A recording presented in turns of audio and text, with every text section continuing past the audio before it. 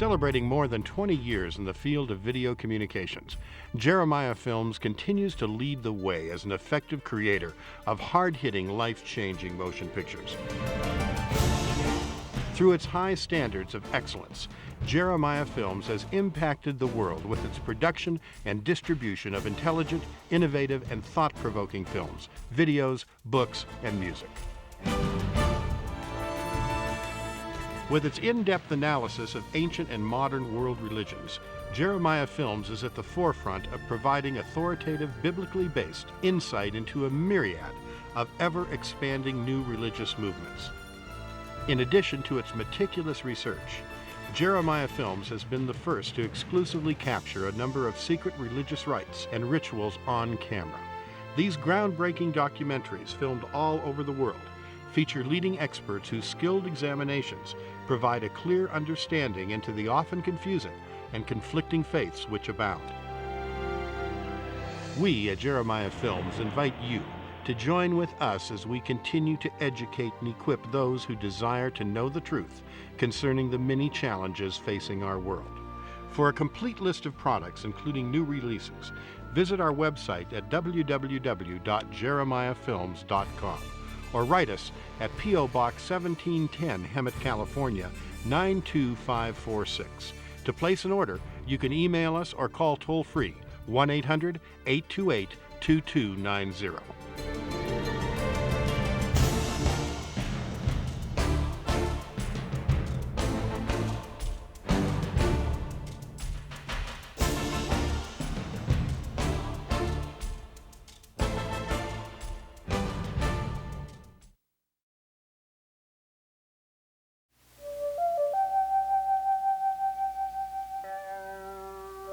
India, land of mystery, is the 7th largest landmass and 2nd most populated nation in the world.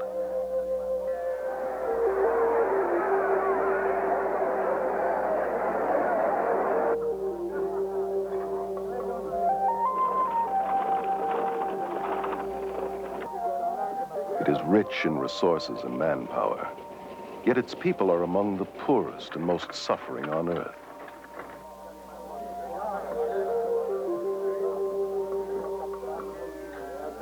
Millions of Indians suffer from malnutrition, disease, and poverty. The people are apathetic because their religion has taught them to be detached observers, disregarding the agonizing lifestyle which imprisons them.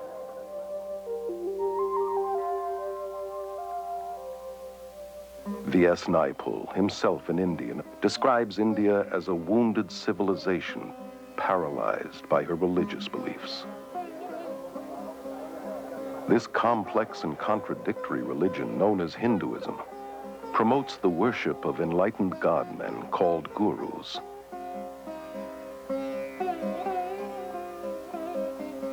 And countless idols.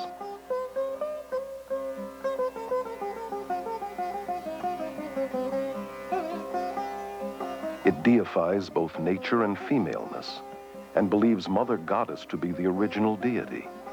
She is worshipped in many forms, as Mother India, venerated in the shape of her map, as Mother Earth, reverenced in the cow, whose urine is even seen as sacred, in Goddess Kali, the goddess of death and destruction, who demands to be pacified with blood sacrifices,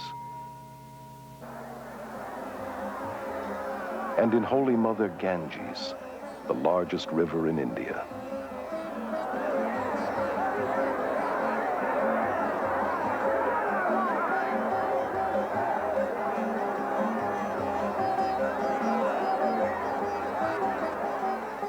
This river is worshipped by millions who flock to her banks to perform daily toiletries and annually dump hundreds of thousands of dead bodies to assure them of a better reincarnation. Its pollution does not dampen the spiritual fervor of the people who believe its waters to be essential for all religious ceremonies and imbued with magical and healing powers. Incredibly, the West is today looking to Hinduism's superstitions for hope. The religion that has all but destroyed India has now infiltrated every area of Western society. Protesting that it is not religious but scientific, it is transforming our minds, science, medicine, mass media, politics, and the church. Hinduism is most seductive when it wears the mask of Christian terminology and has shockingly managed to disguise itself as the latest Christian thought. Hundreds of thousands of Western pilgrims have journeyed to India seeking enlightenment and have disappeared by the hundreds.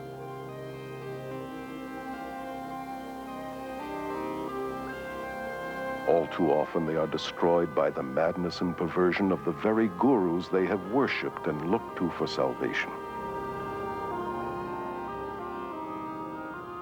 Today, hundreds of these professing God-men are invading the West.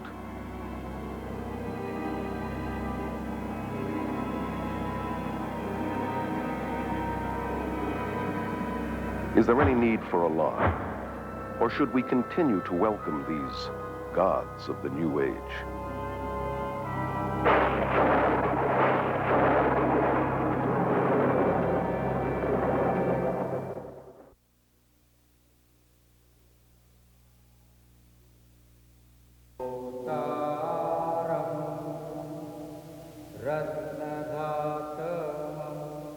Here in Delhi, India, Guru Darshan Singh, only one of hundreds of gurus, has personally converted or initiated some 15,000 followers.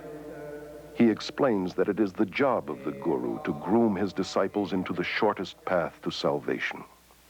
Salvation is the same, but you know, we have various paths leading to it.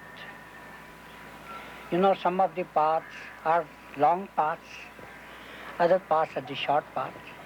Why is a master then necessary? Master is necessary, you know, to groom you into the shortest path. Descended from a long line of Hindu spiritual masters, Rabindranath Maharaj is a former guru and accomplished yogi who was worshipped by thousands. The Hindu needed to be near his guru. The Hindu needed to consult his guru. He eventually saw his guru as the only means to salvation. It is absolutely extraordinary also to look at disciples of some of these gurus that I saw in India, for example. These adoring, huge, open eyes that just will accept anything from him and that just love him beyond anything. I loved Maharishi. I worshipped him. Therefore, everything he said or did or thought was perfectly right in my eyes. I just met Bhagwan and there it was. It's nobody else than him. Bhagwan is my master and I love him. I'm in love with him. That's the only thing I can say. Guru Bhagwan Rajneesh, given refuge by the American government after fleeing his native India, has purchased a 100-square-mile ranch in central Oregon, to which his red-clad disciples flock from all over the world.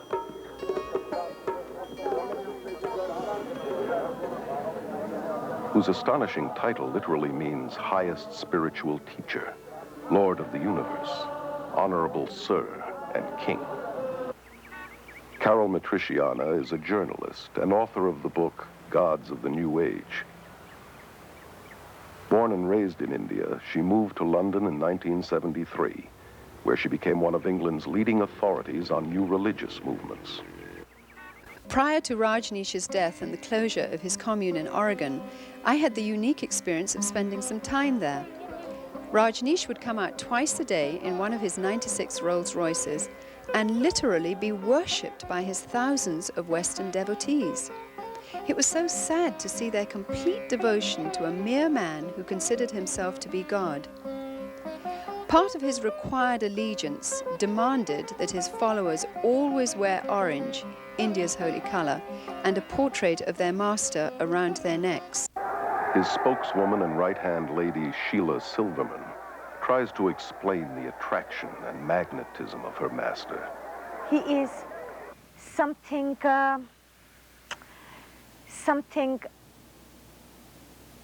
that is so... I have no words.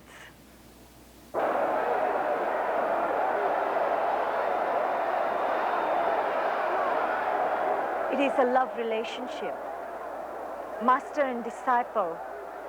Something happens in your heart when you see a master. Bhagwan's my master.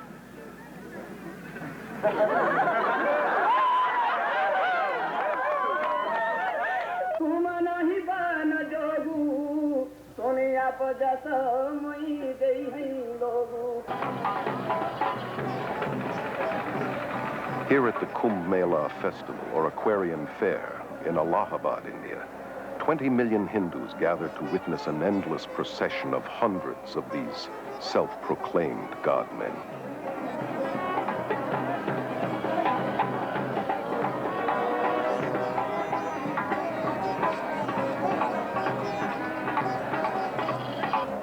Even the dirt beneath these gurus' feet is an aid to the disciple in his quest for salvation.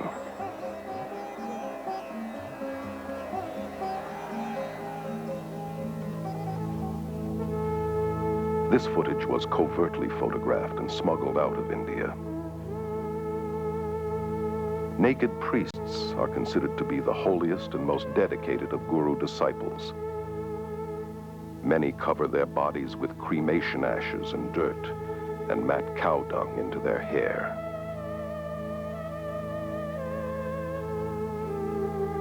Some are armed and are dependent upon extremely potent drug concoctions. They have surrendered everything, families, possessions, and even their minds, becoming literally insane out of devotion to their guru. Well, Guru is our best friend, philosopher, and guide, and he shows the way to God. So, we in our India acknowledge him as a divine power, just equivalent to God. If anyone could be near the beloved Master and witness the love, the compassion, the humility, the grace, the generosity, no one in his right mind would not know that this is a walking, talking, living God on earth. In all scriptures, you will find that the Master is the God-incarnated power working on earth. You people that interviewed this gentleman today, I don't think you knew who you interviewed, but you interviewed God. For the Hindu, the Guru is all-important.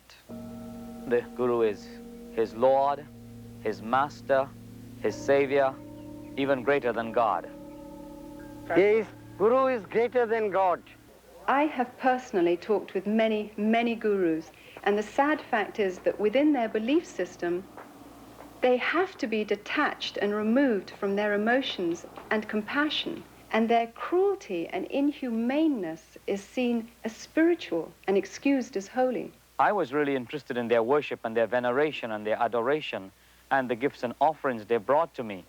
But I was certainly not interested in their problems and their difficulties and hardships and pains. The Guru followers believe that he returns this incredible love that they feel towards him. But in reality, he feeds off their emotions to maintain his own ego.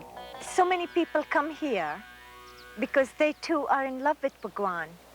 They too are seeking the wisdom, the love that Bhagwan has to offer. He has so much love, and he gives his love to everybody, and it helps us to find our love in ourselves. The followers of Jim Jones, leader of the People's Temple, were convinced that their relationship was built on love. And nearly 1,000 of his devoted disciples committed suicide at his command. It was their final gift of total surrender to the leader they loved. Their lives cut short by a madman claiming to be God, the reincarnation of Jesus Christ. Guru Sai Baba is one of India's most powerful men with millions of Indian disciples and a growing Western following. He says of himself, "I am God. My power is divine and has no limit. There is no force, natural or supernatural, that can stop me or my mission." Prabhu Guptara, born and raised in India, is currently a journalist and media commentator in London. Gurus are going to the West because of two reasons. First, of course, they want to convert people. They want them to become followers of their own religion, in some cases themselves. And secondly, because they feel they have something to offer. What these gurus have to offer is a family, a community to belong to, which they don't have.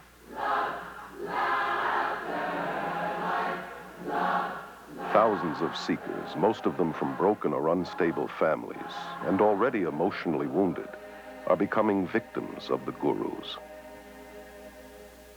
Dr. Os Guinness, an Oxford scholar and noted world lecturer, is author of the bestseller, Dust of Death. One of the deepest longings in the modern world is for a sense of meaning and belonging, sense in their lives and sort of stability in their worlds. And people, having not found that in the West, are hungry for it. And reacting against the West, they're backing into the arms of the East without looking at it straight. Ed Senesi is a former member of the International Society of Krishna Consciousness, known as the Hare Krishna movement. For 3 years, he was editor-in-chief of their magazine, Back to Godhead. The attitude toward the family in the Hare Krishna movement is very unfortunate. The family is seen more or less as a necessary evil. Eckhart Floater, a successful German journalist, became a devoted disciple of Rajneesh in 1979 and spent several months with him in India. Rajneesh clearly says that the family, that marriage, that all these traditional family bonds are rotten. The only relationship that counts is between his disciples and him. Kathy, devoted disciple of Maharishi Mahesh Yogi for 15 years, was a teacher and governor of Transcendental Meditation, known as TM. I thought Tim was strengthening my family, but it was really weakening it because I was turning all my attention in on myself. If you have an allegiance to your wife or your children, to the extent that you have that dedication to those people, you are less dedicated to the organization. I either had to become a member so I could go with him, or he was going to divorce me because he was not supposed to have any outside attachments. He said it wasn't that he didn't love me anymore, and in fact he still loved me very much. It's just that I was only human and Bhagwan was superhuman, and therefore he was more deserving of my husband's love than I was. How many of these people loved their neighbor, their family, in this totally giving way? Alexandra Schmidt is one of France's leading experts on new religious movements. How many have been so blind to all the negative aspects of a person they loved as to that of the guru? Ellen is a spokeswoman for the Brahma Kumaris Raja Yoga organization, which is completely administered by women who control 800 centers in 40 countries. Our organization has the practice amongst all the participants of celibacy, whether in individuals or married couples. I found myself being attracted to my wife, but I couldn't, because as soon as I felt attracted to her emotionally, physically, then it was difficult for me to maintain my celibacy. So the way I resolved that was to turn her into an object of dislike or hate. We have living proof of thousands of couples who are living in this way and are finding much greater harmony and pure love as opposed to limited physical love.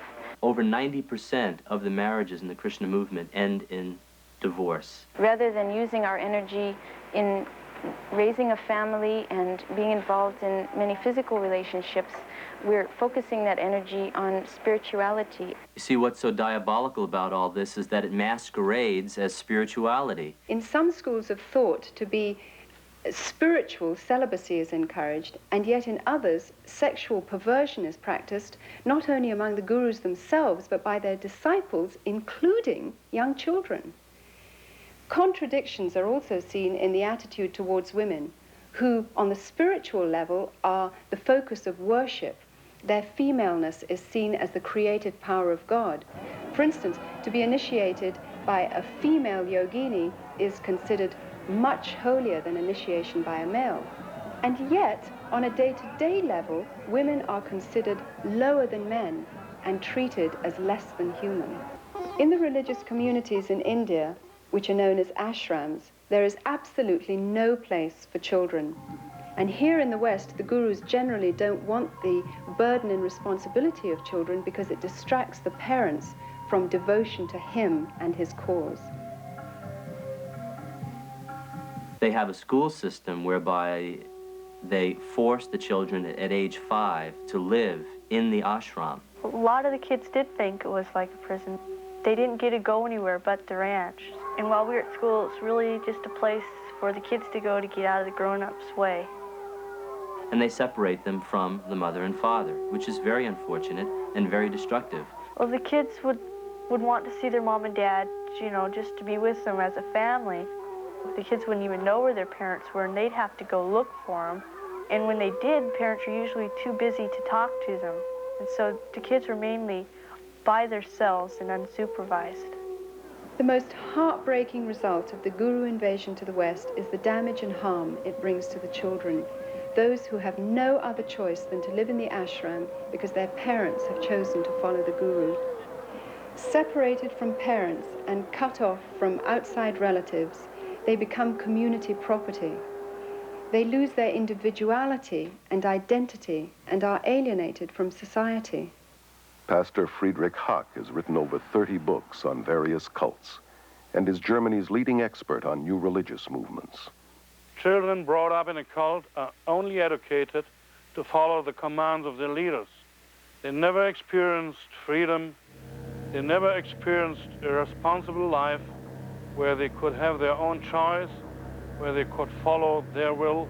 I've had these children taken them to parks, and they've seen normal people, and they'd recoil in fear from them because they don't look like devotees. The men don't have shaven heads or robes. I didn't want to leave the ranch. I'd rather stay there because I was scared of the people outside of it. Because, I don't know, you just got a feeling down there, so you were worked into staying there. Now, why would an organization want to disrupt families like that? My own understanding in the cult dynamic is that it's a principle of control, divide and conquer. According to the Guru Gita, one of Hinduism's most important scriptures, the follower must not only adore and worship the Guru as God, but surrender himself and all his possessions as well. Most of the gurus that I know of in the West are super rich. Gurus are more interested in white disciples than in Indian disciples, largely because they get more money from the whites. Rob, former transcendental meditator for 13 years, was a TM governor and in charge of teacher training at Maharishi International University. The TM movement is very wealthy. They have land holdings all over the world. They have beautiful hotels in Switzerland. They have university campuses in the Midwest. They have academies on the East Coast, the West Coast. Here he was getting served on silver plates 6 times a day, sleeping on a very soft bed, riding around in a Mercedes. But supposedly he was so renounced that he wasn't attached to these things, so that gave him a right to enjoy them. Maharishi made a statement that says, when the money comes to me, he says it's transcendental.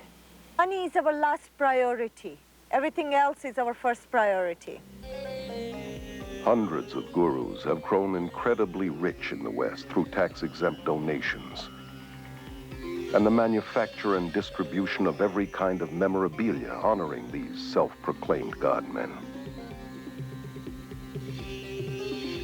They have acquired vast land holdings, armed bodyguards, and outrageous luxuries, from posh hotels to their own fleets of planes, helicopters, and, as in Rajneesh's case, Rolls-Royces. Why not Rolls-Royces? Why have anything less? This country is a capitalist country, and anything that produces or helps capitalism, why not? Anybody who says, why have Rolls-Royce? I say, you're a communist. The Guru's hypocrisy is diabolical, criticizing the materialism and commercialism in the West and convincing their followers that non-materialism will get them up the spiritual ladder. These gods of the New Age are laughing all the way to the bank. I know of groups involved in drug trafficking, smuggling, prostitution, and the buying and selling of weapons, all done to earn money for the Guru. I know of a variety of female disciples who were prostitutes in Bombay and making money with it. I have evidence that the Rajneesh organization is making a lot of their income through illegal trafficking of drugs into this country. If you have your head in a right place, you can create money. It is an art. They were encouraged to smuggle dope from India to Europe, and from this money they could pay their workshops. If they have to tell you they're with the Christian Children's Fund, or they're with the Salvation Army, or they're using the money to find men missing in action in Vietnam, whatever they have to do to get the money, they'll do that because they believe what their guru told them, that the end justifies the means. Hinduism teaches you to die to the voice of conscience inside that says, it's wrong. It teaches that there is no sin. This can be seen in the way that gurus and their disciples justify murder, violence, robbery, bribery, and crooked business transactions, all done in the name of heavenly deception. People were encouraged not only to spy on each other when they were not properly surrendering to the master, people were encouraged to lie to each other. The mail is censored. We know of bribery with local politicians.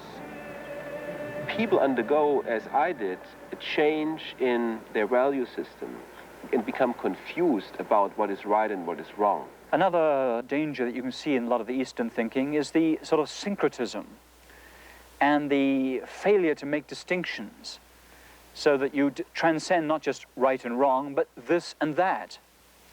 And I think it's very important to say there are distinctions, not just between right and wrong, but between all sorts of things, to think critically, to think clearly.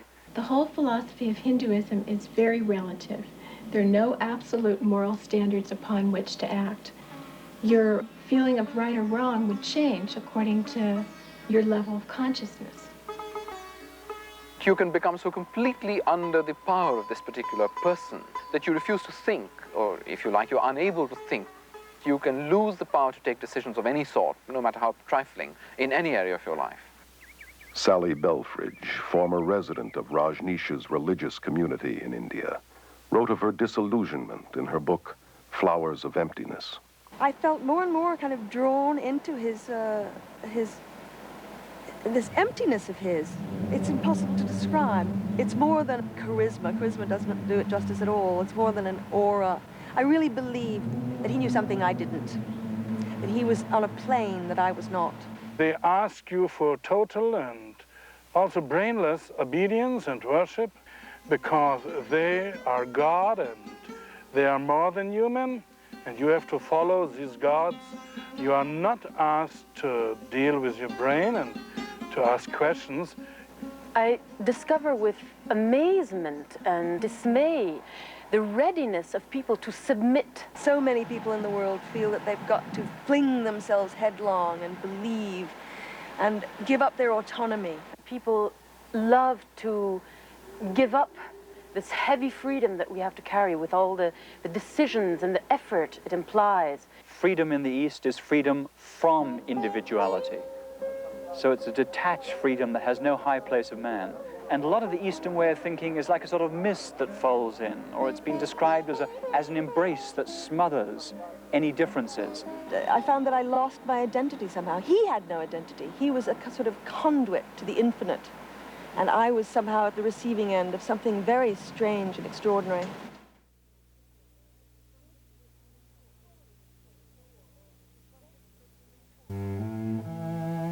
One just was taught to ignore all of the dreadful, the intolerable poverty and suffering of India. There were beggars clustering around the gates of the ashram, day and night, children starving, living in little huts, surrounding what was supposed to be a religious community. The contradiction was disgusting to me, but most of the sannyasins failed to notice it. It appeared not to bother them in the least. It is part of the world of illusion, and the goal is to withdraw and detach yourself from it. So there's no high view of, say, social action or compassion or an outraged concern to see justice in this world. On the contrary, if you do things like that, very often you're just tinkering with a person's karma. They believe that when a person suffers, that that is what he's due as a result of the law of karma, because you've done something very sinful in this lifetime or in a past lifetime. So there's very little compassion.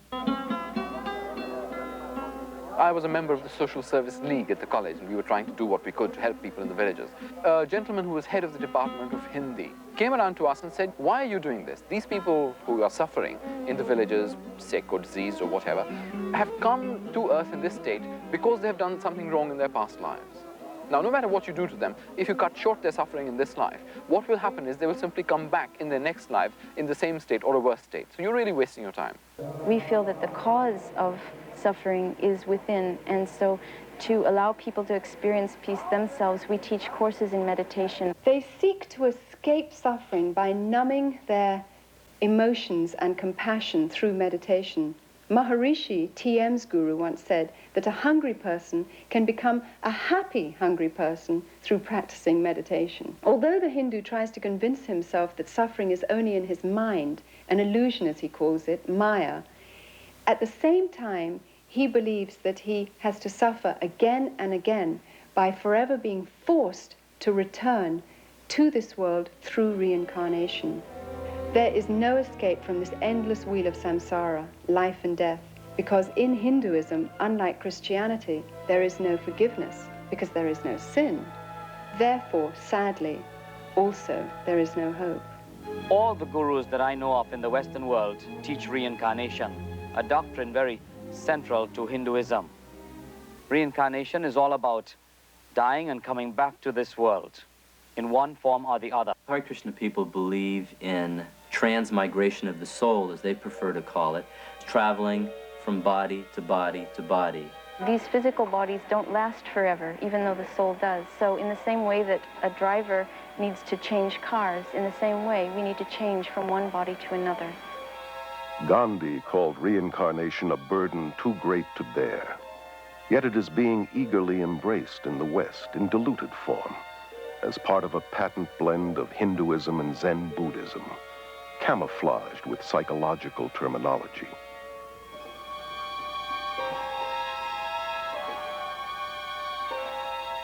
This New Age religion is promoted through thousands of worldwide networks and hundreds of major gatherings, such as this Mind, Body, Spirit Festival held in Los Angeles.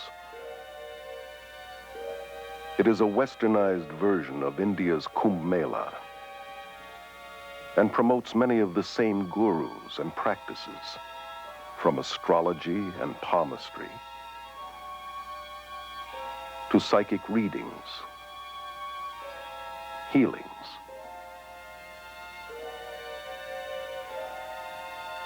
and meditations.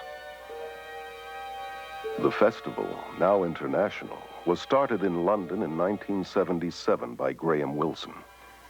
He explains the New Age interpretation of reincarnation as an upward evolution to a higher species of mankind. We don't just reincarnate as an individual soul into a new body each time, but more of there's a collective consciousness of souls, which is why I think we have access to a lot more information than we realize. Either one has to believe in reincarnation or resurrection. They both could not be true at the same time. There are those who believe that Jesus was a reincarnation of Krishna or Buddha or some other great master of the past, but the Bible would absolutely refute that. Until the early 60s, only an elite few in the West believed in reincarnation.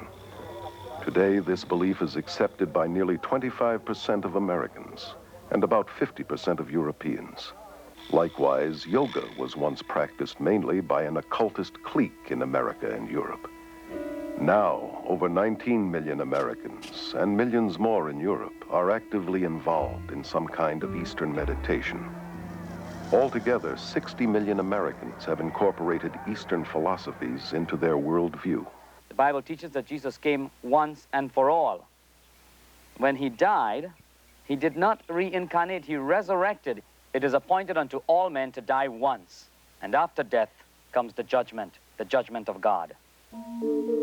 I noticed that in the Western world, reincarnation has become something of a fad. However, in India and in Asia as a whole, reincarnation is certainly not a fad. It is a form of punishment. Within Hinduism, reincarnation is considered to be a terrible concept. The aim of the Hindus' religion is to somehow try and escape from this endless imprisonment of life and death. And the means by which they believe one can get out of this hopeless trap is through the practice of yoga. Yoga goes all the way back to the Hindu god Shiva, who is called Yogeshwara, meaning Lord of Yoga. You find yoga being taught in several of the major Hindu scriptures. Krishna, one of the many Hindu gods, was an advocate of yoga. Yoga is also mentioned in the Gita as the main means to attaining salvation. The word means basically to yoke, union. The goal of the Hindu is to be yoked with Brahman. Brahman is the Hindu concept of God, the all or the absolute. Yoga, in its many westernized forms, is also at the heart of the New Age movement that has adopted Hinduism's basic beliefs and goals. In spite of the seeming variety and hundreds of competitive schools of yoga, all forms come out of India and lead into the occult, though most Westerners are not aware of this. Yoga techniques include breathing exercises, or prana, positions called asanas, dissolving the mind, known as laya, psychic powers called siddhis, repetitious chanting, named mantra, and deliberately cultivating black magic, known as tantra.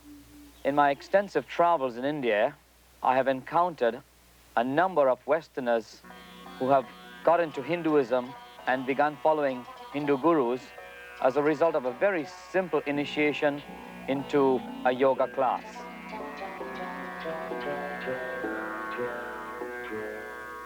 Yoga is in many ways the heart of Hinduism. There is no Hinduism without yoga, and there is no yoga without Hinduism. Although there are many types of yoga, the one most familiar in the West often passes for physical exercise and is called Hatha Yoga. It promises mental and physical health, but its Hindu roots and real goal to yoke with Brahman are seldom taught.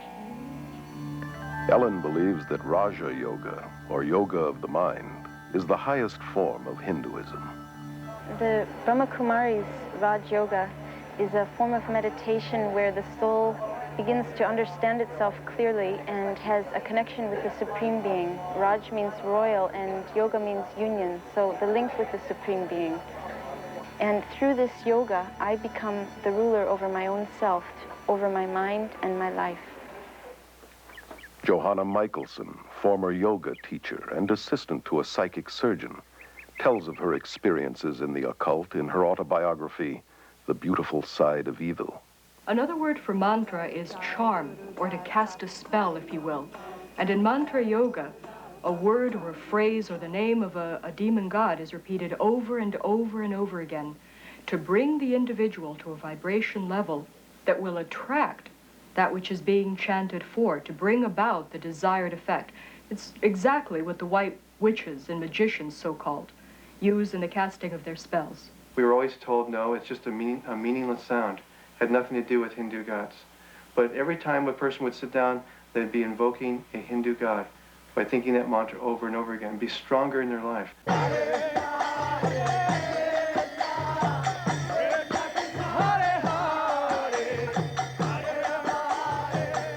The chant goes, Hare Krishna, Krishna Krishna, Hare Hare, Hare Rama, Rama Rama, Hare Hare.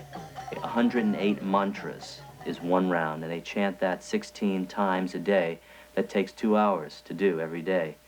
That's the minimum requirement the guru exacts from that. It's sometimes referred to as a hypnotizing or brainwash technique, because whenever you're having a problem or running into some confrontation, you retreat to the security of the chanting instead of thinking a problem through. George Harrison of the Beatles made mantra yoga acceptable to the world through his song My Sweet Lord, where he incorporated the chant to a Hindu god, Hare Krishna, simultaneously with the biblical shout of praise, Hallelujah.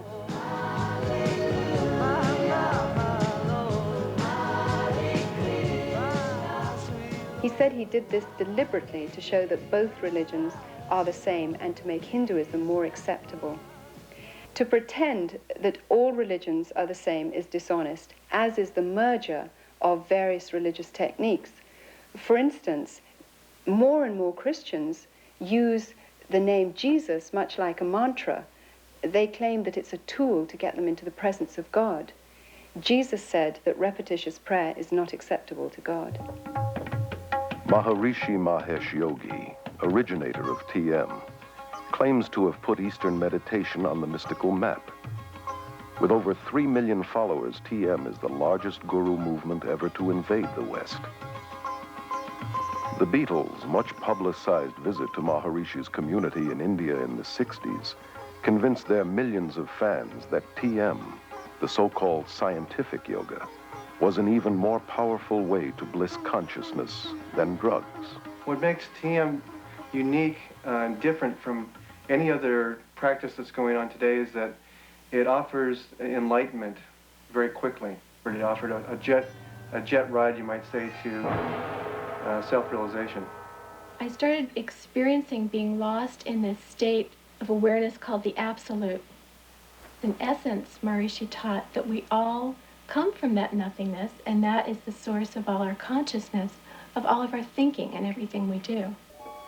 Maharishi's primary thrust is the marketing of his Siddhi Yoga, which is designed to develop psychic powers such as levitation. These courses, like most guru programs, cost thousands of dollars. Rob was able to finance his advanced training through government student loans, totaling $6,000. During these sessions, it's a very strange environment. People speak in tongues, they yell and they scream, they talk in foreign languages. It's like a madhouse, and it's real crazy. Everyone bouncing around on foam pads, flying up in the air. Rajneesh is one of India's most controversial gurus, largely because of his endorsement of shocking sexual practices as a prerequisite for salvation. His brand of yoga, called dynamic meditation, is a New Age combination of Hinduism and psychotherapies. This exercise, involving rigorous breathing and hyperventilation, is designed to arouse the serpent force called Kundalini, which the gurus believe lies coiled at the base of the spine.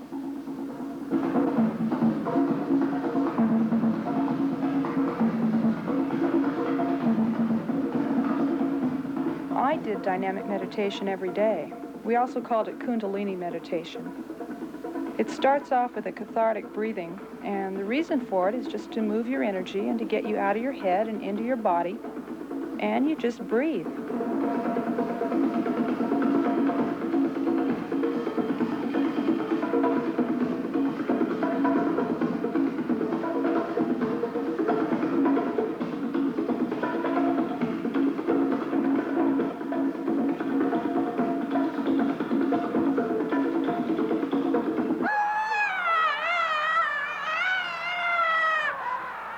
The next phase, the screaming phase of dynamic meditation, feels like when you finally had an opportunity to throw a tantrum when you were a little kid.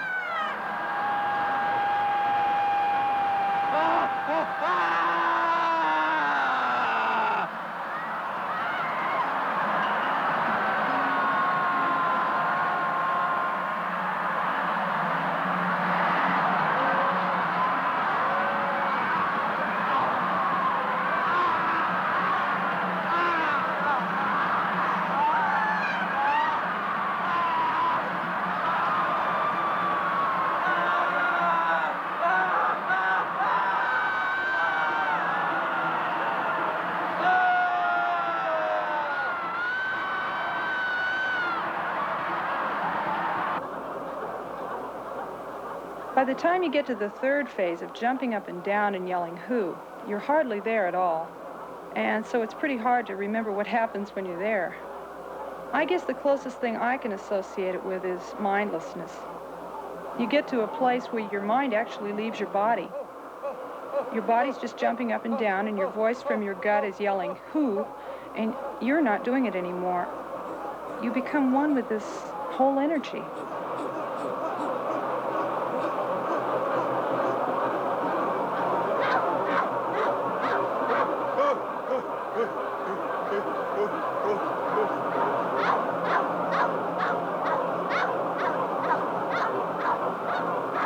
The next phase in dynamic is a quiet space. Someone yells, "Stop!"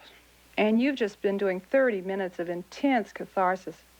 And what happens after being in such incredibly intense movement for so long is just a feeling of peacefulness and stillness.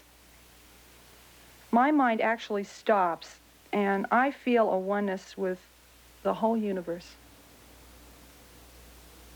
There have been glowing reports published giving credit to the gurus and their pseudo-psychological techniques, but neglecting to mention the thousands of cases of emotional and mental breakdowns, insanity, suicide, beatings, murder, rapes going on in guru centers, various guru centers worldwide. It is alarming to realize these dangerous techniques for enlightenment are being incorporated in psychotherapies, self-help seminars, and are even being accepted in mainstream Protestant and Catholic churches and seminaries. One of the fastest growing yogas in the West today is Tantra. Seductively offered as an exotic means for enhancing one's sexual experiences. Like all yoga, it is designed to provoke possession by Hindu spirits in order to break the chain of reincarnation. In Tantra, advanced disciples indulge in the most degenerate behavior, from human sacrifices to sexual perversion and sorcery. Tantra Yoga is the extreme expression of Hinduism. If you will, it's the black and so-called white magic in which the Shakti, the Kundalini force, is aroused, the psychic powers that accompany it are in full bloom, and the individual, depending on his personal preference, can channel this force either into the black magic, which includes rites of meditating upon severed heads, human heads in India, and eating bits of flesh and the unconsumed parts of the cremation rites and other practices, horrifying practices. Or they can take it into what they call the white magic part of it, in which they are using this power, this force, for healing, for the benefit of mankind, if you will. Yet Anton LaVey, the Pope of the First Church of Satan, has said it very explicitly. He said that to believe there's any such thing as white magic is mythology. There is no such thing as white magic. All of it has its source in occult psychic power, and it has nothing whatever to do with God. Toby is a yoga teacher at the Scandinavian Yoga and Meditation School in Aarhus, Denmark, which promotes Tantra Yoga.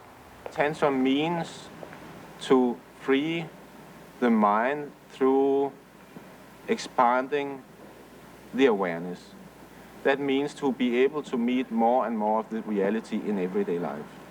Although yoga is sold to the West through various gimmicks and techniques, its basic occultism remains the same.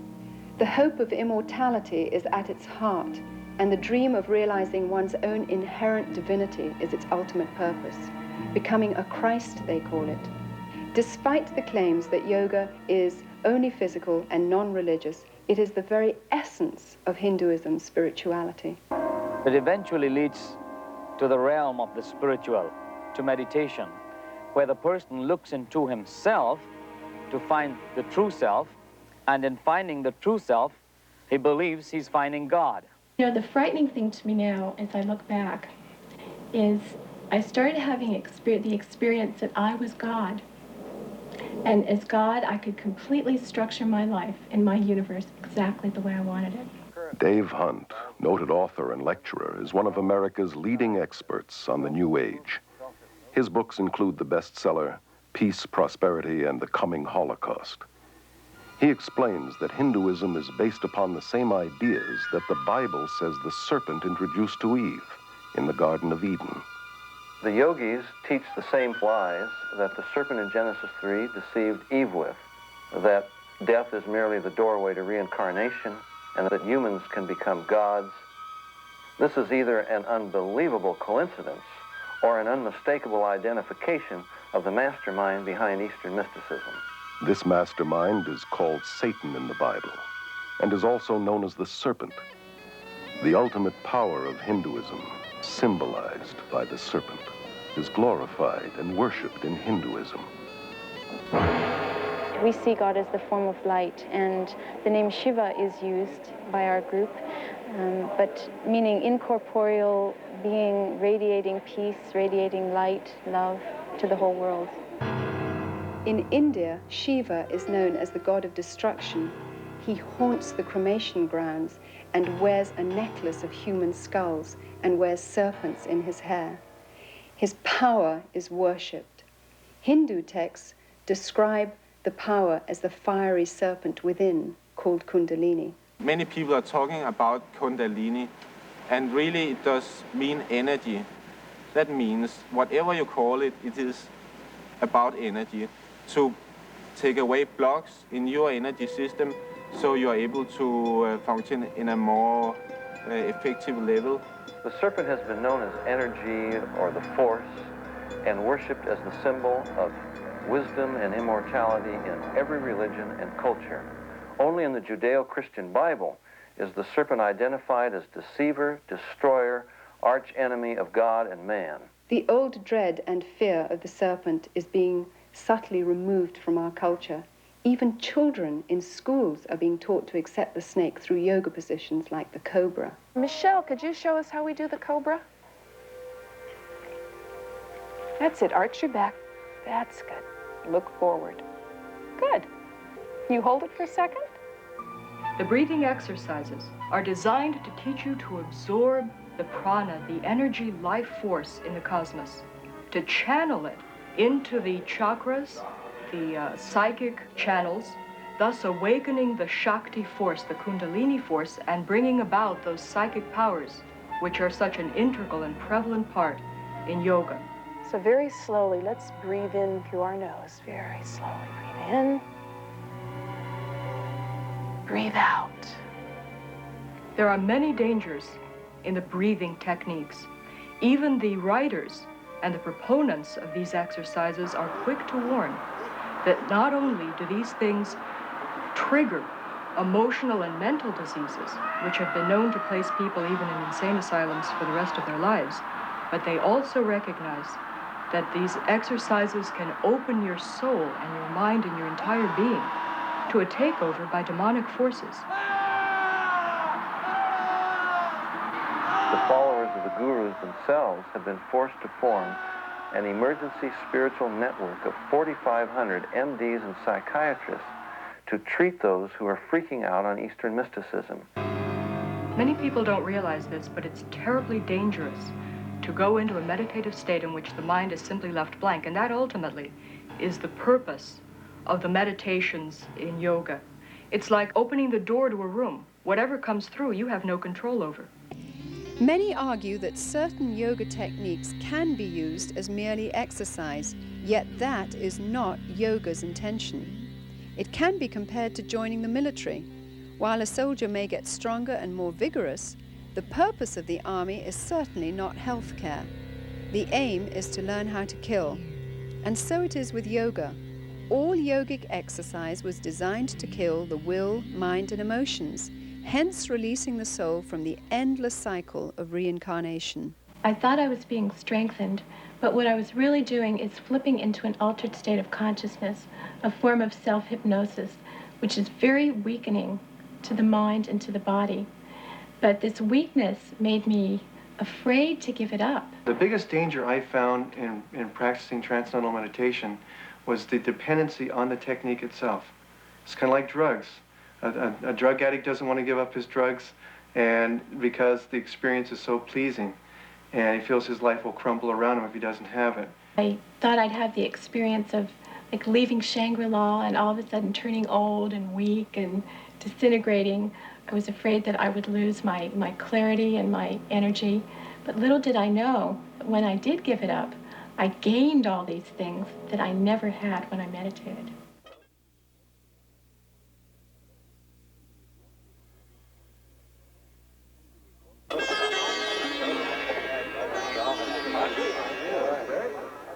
Once a religion for Indians alone, Hinduism has become radically evangelistic through adopting the principles of Christian missionaries who introduced cultural and social reforms in India.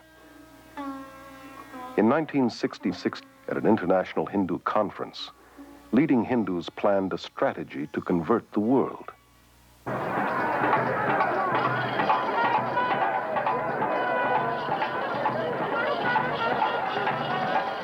The gurus were chosen as the first crusaders. And their tens of millions of converts are now the first Western Hindus.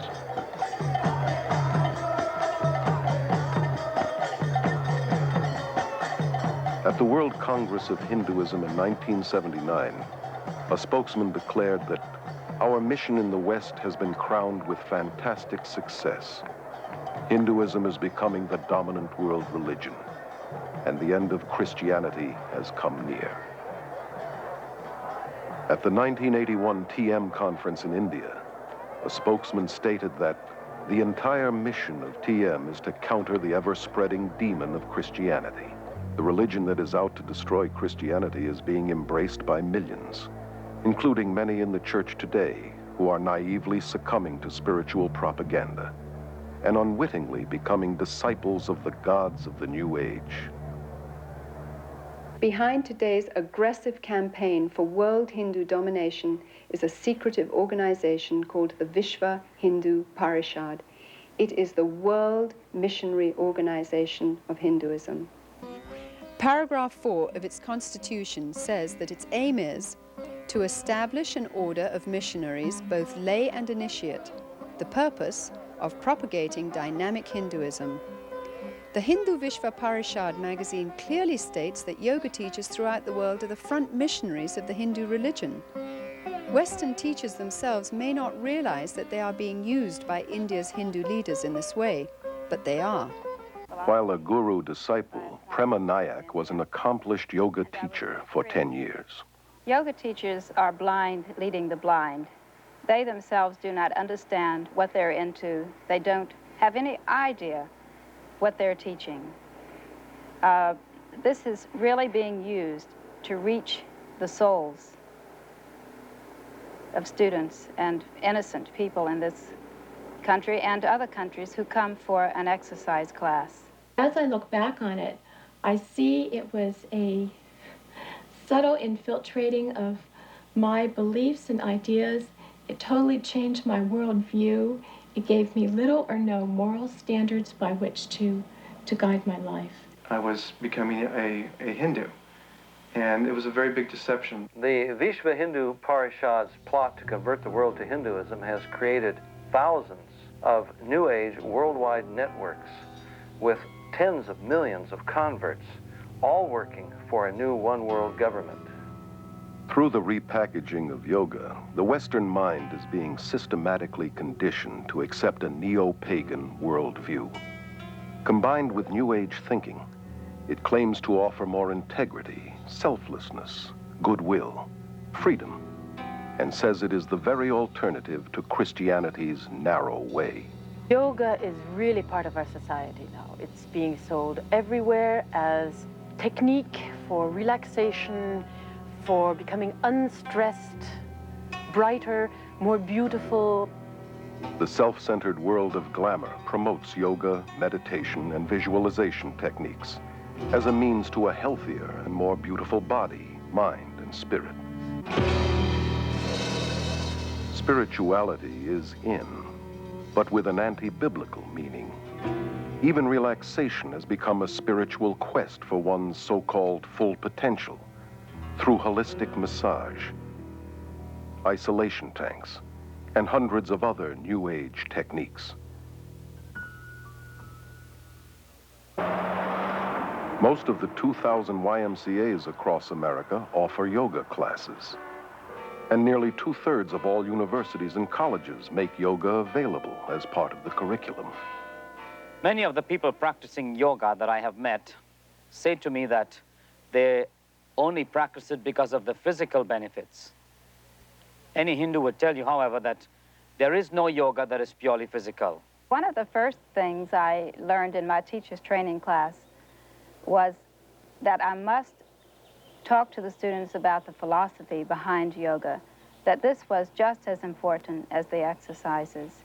I will count. Relaxation at the end of yoga class is really hypnosis. where each part of the body is relaxed. So while they were in this state, I read to them about the Hindu philosophy or something from one of my guru's books. So they got it whether they wanted it or not. Yoga exercises were not designed for physical fitness, but to realign the serpent force within the body, to achieve godhood, that yoking, which is what yoga means, with Brahman. Anyone interested in physical fitness ought to do exercises designed for that, not yoga. Many hospitals have set up their own yoga and meditation classes to provide stress reduction for patients, doctors, and nurses. Doctors and dentists who wouldn't think of promoting Christianity or Judaism on the grounds that it is religious are unwittingly involving their patients in Hindu practices. The last 2 years I've been working with some German doctors that was in research of breathing exercises. In our Danish school, we get patients from the doctors, typical with backache, with nervous symptoms, with high blood pressure, with stress, and so on. In addition to promoting yoga, fitness and health magazines advocate various schools of vegetarianism, a practice essential to Hinduism. An extreme example is macrobiotics, which attempts to manipulate spirituality through diet. Maharishi once said that vegetarianism was the highest form of diet. This is essential in order to have deep experiences in meditation, because the vibrations in animal products are innately of the nature to pull the soul down into the lower levels. I find it intriguing that so many of the people in India and those in advanced yoga in the West who feel that the consumption of meat lowers their vibration level think nothing about drinking their own urine, or better still, cow's urine, which the holiest of men in India recognize as having special redemptive qualities. We only eat food that's prepared by yogis who are in remembrance of the Supreme Being, so that those vibrations are filled in the food, and these affect the mind very much. They also teach that anyone outside the movement is more or less evil. He's a meat eater, he's a karmi. You're not able to have as much endurance, not as much strength, because I was a vegetarian for many years, lost a lot of my strength. I've quit my so-called wicked ways, in other words, killing game and eating the flesh of animals. I'm strict vegetarian, as this diet so ordains. God did not ordain vegetarianism. Jesus was not a vegetarian. He fed the multitude with fish on more than one occasion. He himself ate fish and the Passover lamb. While the Bible would not condemn vegetarianism as a means for health, it would condemn it as a means for spiritual enlightenment. Health food stores are among the main fronts for guru organizations and recruiting, and are major distributors of New Age literature. Thousands of MDs, PhDs, chiropractors, and dentists are enthusiastic proponents of New Age holistic medicine. These New Age practitioners operate from the premise that treatment of the body must begin with treatment of the mind and spirit. These therapies involve countless techniques, most of which incorporate altering one's consciousness, or hypnosis. Always part of the occult, hypnosis has become the main bridge between Hinduism and modern science. Hypnosis creates the same states of consciousness that you experience under drugs and in yoga. Accepted in medicine and psychiatry, hypnosis is the heart of self-improvement and positive mental attitude courses. And hundreds of misinformed Christian psychologists use hypnosis in their daily counseling. Even in the church today, faith in God is being replaced by faith in our faith, in our positive thinking, in the idea that somehow if I can make myself believe that something will happen, then it really will. This is a counterfeit of the true faith. Many believe that hypnosis is okay if used by qualified counselors. Somehow used by the right people makes it scientific and not occultic. So Christians naively use it, as do many of the new consciousness movements like EST, Scientology, mind dynamics, silver mind control, and alpha brainwave training. In pursuit of Freudian myths, psychiatrists use hypnosis to regress patients back into their childhood and into the womb, where they relive the traumas of their birth, despite the scientific fact that the prenatal, natal and early postnatal brain is not sufficiently developed to carry memories. I did indeed experience my original birth thought, but I felt it wasn't enough. I went back and I experienced my thought during my conception, and then I went back from there to a previous lifetime to experience why I had structured my conception the way I did. I mean, it's never ending. You can just keep going. Moreover, they take them right back into prior lives where they come out with factual recountings of lives they've lived all over this earth. Obviously, the memory is not coming from the brain. It's coming from a deceptive source. The field of medicine is embracing numerous New Age beliefs that cannot be explained scientifically, such as acupuncture, which claims to manipulate the Kundalini force with needles, and biofeedback, which uses a monitoring device to train a person to control ordinarily involuntary functions, such as blood pressure. The Menninger Clinic's documentary on biofeedback calls it the yoga of the West. Elmer and Alice Green, pioneer biofeedback researchers, admit that it creates the same state of consciousness and results as yoga. This electronic yoga has now been introduced by psychologists into the world of sports, including the Olympics. Businessmen are coming to yoga today because they want to be relaxed in the middle of their day. They want to train their ability to concentrate. Self-help therapies are a motivational tool used by hundreds of competitive businesses across America. Weekend success and positive mental attitude seminars and mail-order subliminal persuasion cassettes promise to improve personal and business performance through a blend of humanistic psychology and Eastern mysticism. One such course, called New Age Thinking for Developing Your Full Potential, has changed thousands of lives for such prestigious clients as the IRS, CIA, U.S. Army, Navy, and Air Force, NASA, General Motors, IBM, Xerox, Rockwell International, Bell Telephone System, Bank of America, and scores of police and fire departments. The human potential movement, with its emphasis upon self, self-esteem, self-love, self-acceptance, a positive self-image, is simply a westernized version of the yogi's self-realization, the guru's concept of the divine within, that we're all God. Rolling Thunder, the Shoshone Indian medicine man, has said, scientists will eventually discover what pagans have always known. That's exactly what's happening through the invasion of Eastern mysticism into the West. Many leading scientists have enthusiastically embraced Eastern mysticism in recent years. Hinduism, which claims to be the oldest religion, is being deceptively packaged as the new science. And a lot of the East is very seductively packaged. It's put over very carefully so that they don't stress the religious side, they'll put the scientific. They don't stress the spiritual side, they'll put the physical fitness or whatever. The yoga we teach has nothing to do with religion. It is scientific methods in the way that you do something and then you get results. Maharishi found out that in the United States that people would not buy the religion package.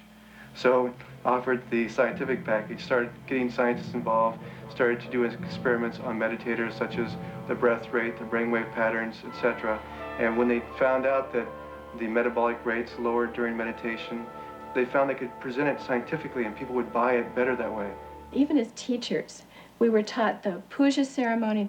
We were bowing down to Hindu gods, and yet we didn't really feel we were teaching a religion. I think that's extremely deceptive and dishonest, because the deeper you get into it, for instance, as people are initiated and so on, what they're taught is the pujas and the basic words and the rituals that are Hindu worship. Children practice it. It is used for teaching languages.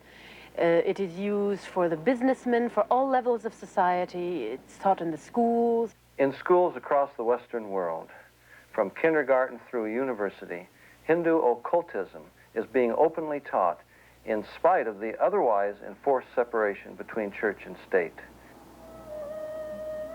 Guru Thakar Singh was invited to speak at a high school in Southern California. Kurt, a student there, became so overwhelmed that he actually moved to India, where he is now a devoted follower of Thakar. It's only half an hour talk and 20 minutes meditation. And the experience I had while there was like nothing I'd ever experienced before. And just the air, the energy in the chapel where he was speaking was just electrified with feelings of love and just a peace, a hushed quiet that was just bewildering to me. It seems outrageous that in public schools across America, where Christian prayer has been outlawed, yoga, Eastern meditation, and visualization techniques, which are simply forms of Hindu prayer, are not only allowed, they're being actively promoted.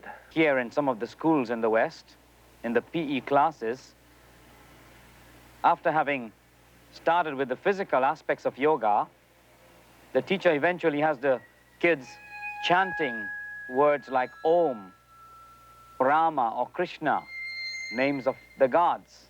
Starting right down from the teacher to the student, we learned that the yoga could really help the kids reduce tension and center themselves. Many teachers are now being encouraged to develop a mass consciousness among the students. Let's relax. We're going to very slowly lift our hands up.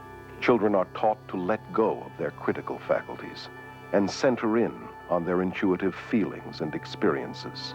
Just really, really relax. Imagine that you're on top of a really soft and fluffy cloud, and you're just really relaxed, comfortable. Just see that blue sky in your mind.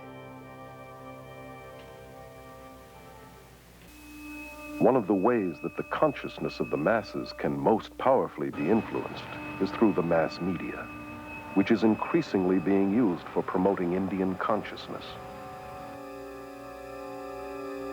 The film Gandhi was probably the most effective piece of Indian propaganda to invade the West. It was a political advertisement controlled and heavily financed by the Indian government and promoted by the peace movement. It propagates a false message of Hindu religious tolerance and non-violence. Historical accuracy was discarded. Gandhi was no different from most gurus today in that he was a sexual pervert and was certainly not the non-violent, peace-loving man as demonstrated in his racial killings of blacks in the Kafir Wars in South Africa. The most important message of the film was that Gandhi was one of the first gurus to link Christianity and Hinduism to form one package, a new religion. I consider him to be one of the fathers of the New Age movement. So many of the most popular films today, like Close Encounters, Poltergeist, E.T., Return of the Jedi, Star Wars, are all based upon Hinduism. For example, the Force has a dark and a light side. That's black magic and white magic. The doorway into the occult is an altered state of consciousness. This is the way that Obi-Wan initiates Luke into the Force. He has him working a laser sword. He says, Luke, your problem is you're trying to think. He puts a visor over his face so he can't see. And he says, Luke, you got to tune it out and let the Force take over. That's an altered state of consciousness. In The Empire Strikes Back, Yoda is a yogi. He's got Luke standing on his head going through various contortions to develop the mind power to raise his spaceship out of the swamp. And when Luke can't do it, Yoda does. And Luke looks on and says, I don't believe it. And Yoda says, that's your problem. In other words, it's all in the mind. If you would only believe it would happen. And when Luke goes into the cave to confront Darth Vader, Yoda says, don't take your laser sword, Luke. You don't need it. All you need is within you. That's the divine within. And when he cuts off Darth Vader's head and it rolls to the ground and he opens the visor and sees his own head, that's the most powerful presentation of Eastern mysticism you could ask for. The Beatles sang it, I am you and you are me and he is she and all is one.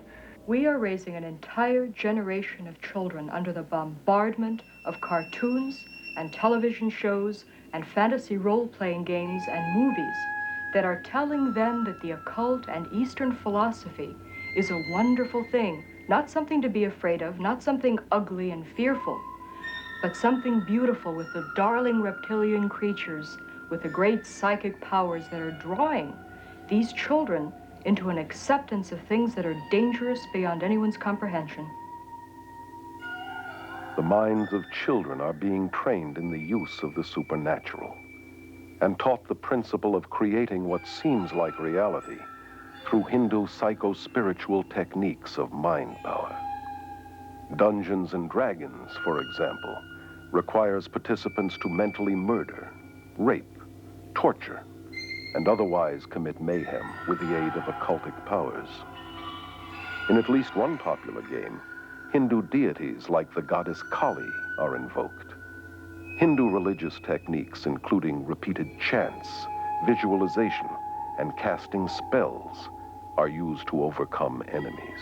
For you students who are new to our fantasy games class today, we're going to be playing Dungeons and Dragons, and I'd like to talk about a few of the advantages of using Dungeons and Dragons in a classroom. You may be wondering why you get to play games in school time. These games are used in gifted children's programs throughout the United States. A clear majority of state-supported schools and colleges incorporate them into their curriculum. And we call this an integrated curriculum. You guys are kind of familiar with that. You may encounter some violent creatures on the way, but the object is to be able to dispose of this ring that is the symbol of evil in the kingdom of Middle-earth. A child can understand the dark and light side of the Force. And to understand the Force is to understand basic Hinduism. George Lucas, creator of the Star Wars series, is in real life a devout believer in the Force, which he says can enable anyone to read minds, see past and future events, levitate, and plug into a nether world of psychic energy.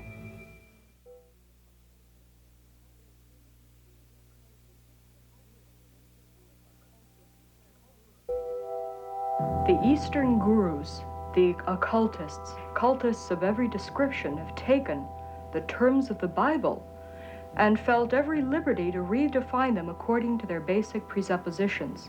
God becomes not a personal individual, a spirit with whom we have a personal relationship. Through his son, Jesus Christ, he becomes an impersonal force. God is something, an energy that permeates every one of us, each and every one of us. And it's both personal and non-personal. Jesus becomes not the way, the truth, and the life, but an avatar, a way shower, one of many paths to God. Jesus Christ, of course, was an enlightened master. Bhagwan is another Jesus, another Buddha. Jesus Christ was a great master, like our master is today. The Word made flesh, as the Bible puts it. Jesus himself warned us that in the last days many would come claiming to be Christ and Messiah.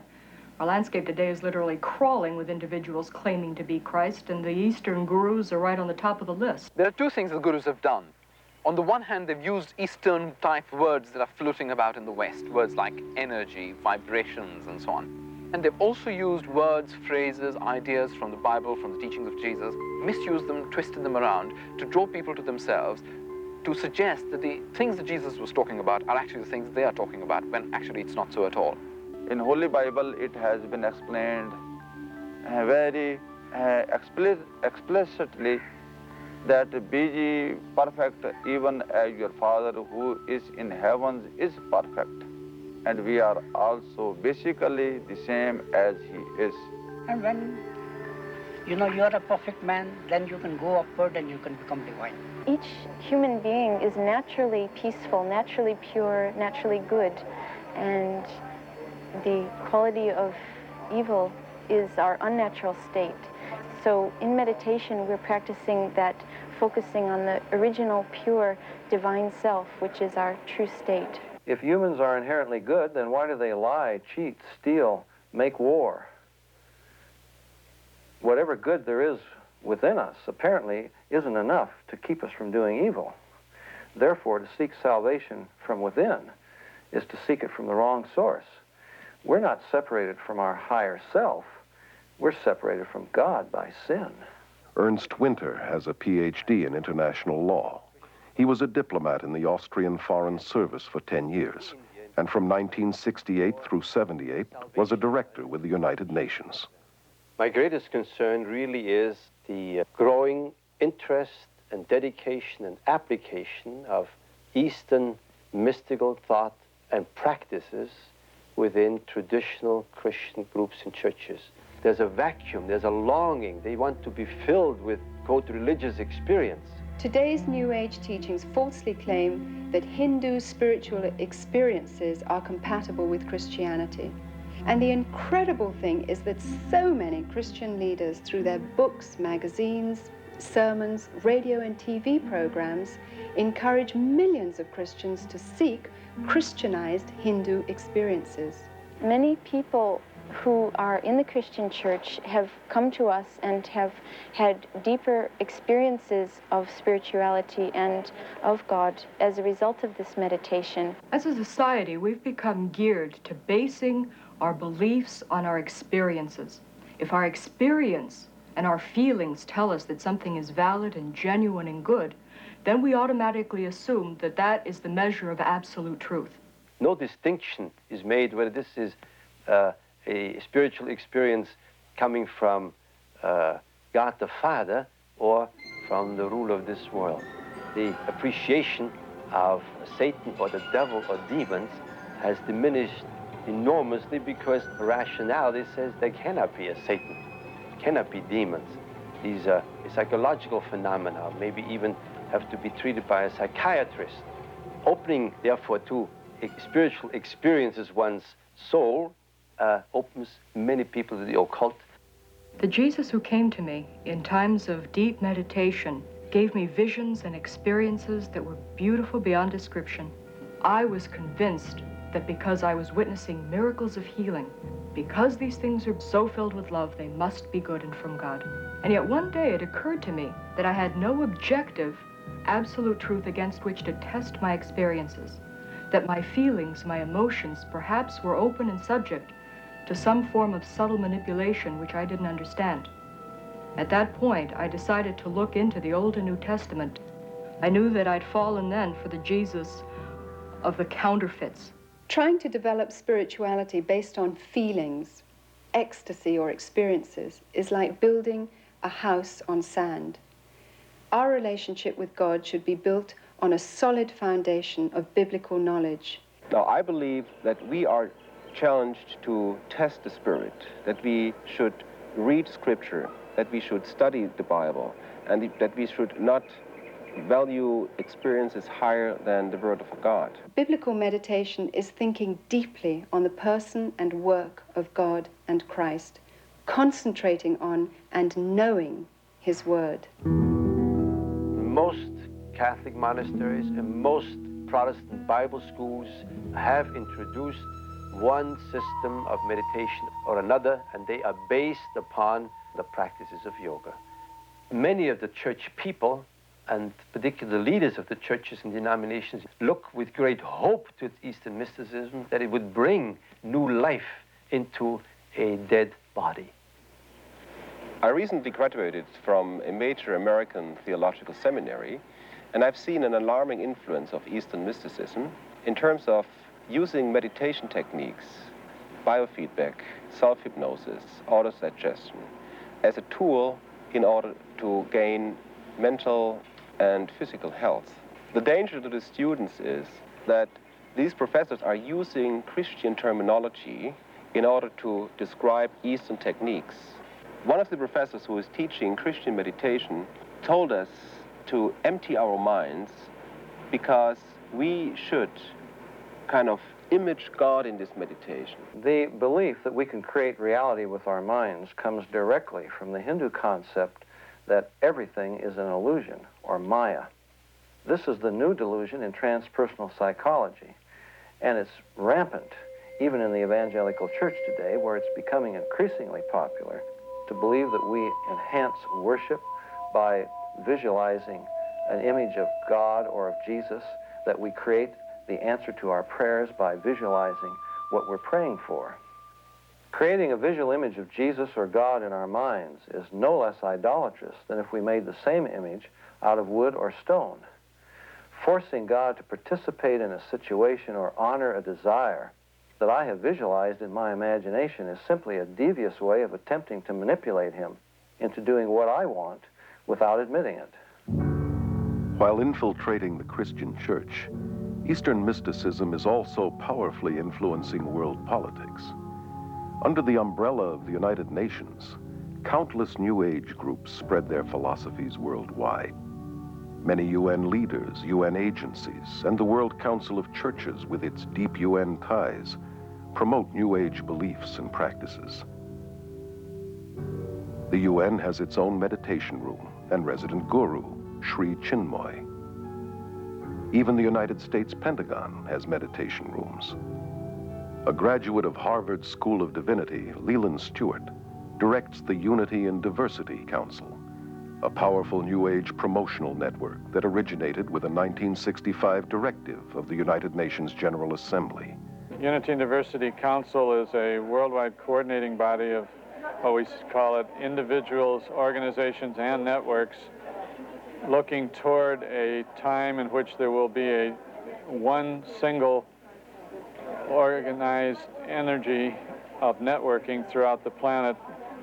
Under Stewart's leadership in 1982, this group linked arms with Graham Wilson's Mind, Body, Spirit festivals, forming a vast army dedicated to the merger of all religions into one, under a world leader. I am very interested in the harmony of all religions, not just to give birth to another religion, but rather to produce, let's call it, a universal religious outlook through which there can be a new connecting of all cultures and all religions, all races. In this growing consciousness of sharing godliness and looking for a leader to lead everyone into this new heaven, the UN plays a very important role inasmuch as it is a support system. Any group that meets to discuss these matters would be very eager and very careful to have UN sponsorship. Our organization has been represented in the United Nations. We have an office there, and this has been going on for approximately 5 years. We've been involved in all the sessions that are going on in the UN. We've been able to watch and participate, offering meditations and presentations. How is this possible?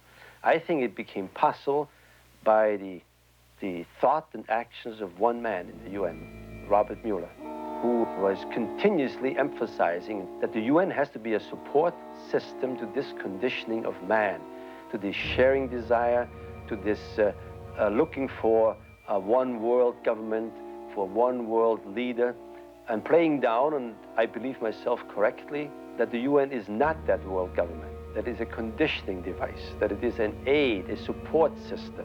It gives prestige to otherwise completely outlandish groups. The Brahma Kumaris World Spiritual University in India is used by the UN and its members for conferences focusing on world peace and unity. Delegates from all over the world, VIPs, are attending to express their ideas and to experience peace in a very real way themselves. This experience will enable them also to draw up new laws for universal peace. This will be endorsed by heads of state and submitted as a practical form for the United Nations. Many evenings, the UN building is even used for lectures, talks, meditations, enlightenments on how to make one better world.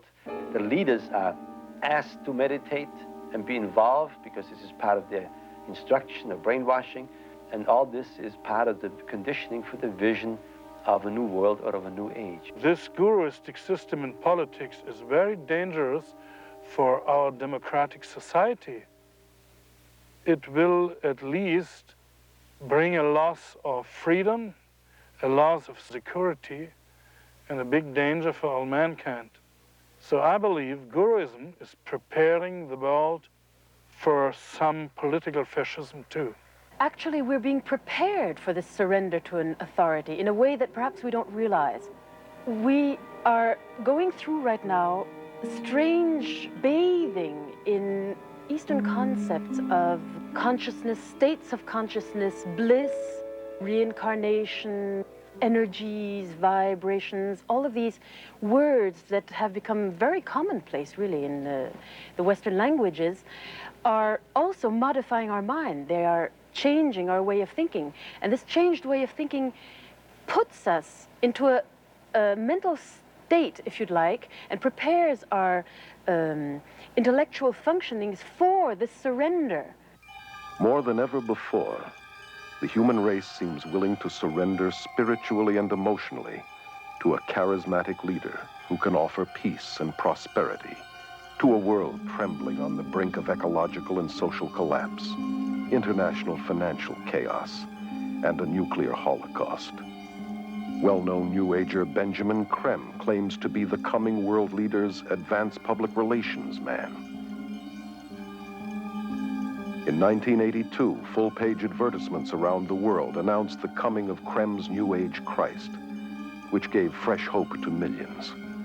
At this press conference in Los Angeles, he described how this Christ would make himself known. It is a truism today to say that we are at the dawn of a new age, the age of Aquarius. And it is important to remember that all of the great religions await the coming of a teacher. The Christians await the return of the Christ. The Muslims await the Imam Mahdi. At the same time, the Buddhists await the coming of another Buddha. The Hindus await the return of Krishna, and the Jews, as always, await the coming of the Messiah. I'm speaking today about the return of such a teacher. Christians are awaiting the return of the resurrected Jesus with the nail prints in his hands and feet. But the followers of the gurus are awaiting a coming world ruler who won't even claim to be Jesus, but the latest reincarnation of the Christ Spirit, and he will have the psychic powers to prove it. Simultaneously, throughout the world will take place hundreds of thousands of spontaneous healings and cures, which will reinforce, if that were even necessary, the fact that it is the Christ himself. The day of declaration will be the outstanding event of this or any other century. On that day, the radio and the television networks of the world will be linked together. We shall see this extraordinary face on our television screens. But he will not speak. His words will drop silently into our minds in our own language. This is the significance of the altered state of consciousness reached in yoga and other forms of Eastern meditation. A Nobel Prize winner has described the brain as, quote, a machine that a ghost can operate, unquote. What that means is, in an altered state of consciousness, the connection between my spirit that normally operates my brain and my brain is loosened, and that allows another spirit being to interpose itself, begin to tick off the neurons in the brain, create an entire universe of illusion, astral travel, give psychic powers. In this way, the world is being prepared for some ultimate delusion. He will indeed inaugurate a great new world religion, and at the very most sacred core of that new world religion will be the process which is called the esoteric initiations, which take us out of the strictly human kingdom into the kingdom of God.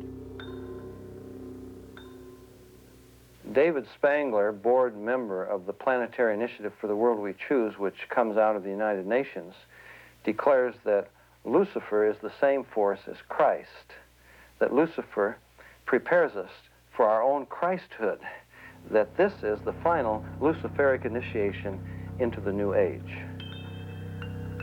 Benjamin Creme's Christ may not be the world teacher and ruler of world peace as he forecasted, but without question the stage is being set today for what the Bible calls the apostasy, or man's abandonment of God.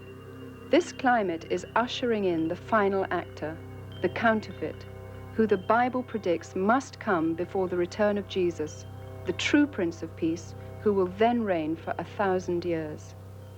The merger of science and mysticism is now in full blossom, and its evil fruit will be the new universal religion of the coming world dictator that the Bible identifies as the Antichrist. Today's revival of paganism and Hindu practices, which form the heart of the New Age movement, was ironically the same kind of foundation that prepared the way for Hitler's rise to power. The Germany of the 20s and 30s was in social and economic despair and looked for a leader who would free them from the Great Depression. The man with a promise of hope was Adolf Hitler, who claimed he was ordained of God to usher in 1,000 years of peace and prosperity. His hypnotic powers manipulated an entire nation to surrender its collective mind to him. Obsessed with the occult, Hitler drew many of his bizarre ideas from Hinduism. He took the symbol of the swastika as his own, a Hindu symbol of power seen in many of today's temples in India.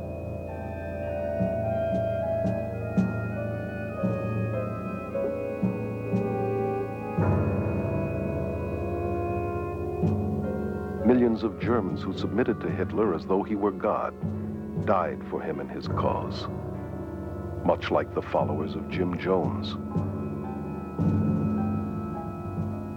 The current worldwide revival of Hinduism blended with psychology and disguised as self-improvement, self-hypnosis, positive mental attitude seminars, visualization techniques, and mind dynamics courses has made today's world far more susceptible to spiritual deception than the Germany that embraced Adolf Hitler.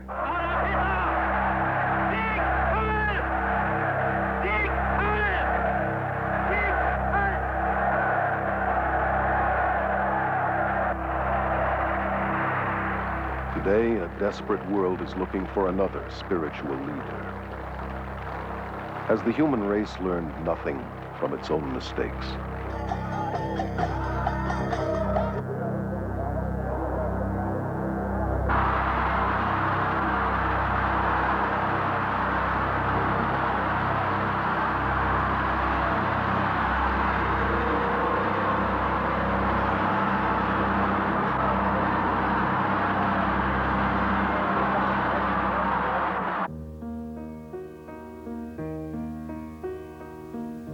Jesus says, "See to it that no one misleads you. For many will come in my name, saying, I am the Christ. Behold, here is the Christ, or there he is. Do not believe them. For false Christs and false prophets will arise and will show great signs and wonders, so as to mislead, if possible, even the elect. Let no one deceive you. The apostasy comes first, then the man of lawlessness is revealed, the son of destruction, who takes his seat in the temple of God, proclaiming himself to be God." Jesus said, "I am the way and the truth and the life. No one comes to the Father except through me."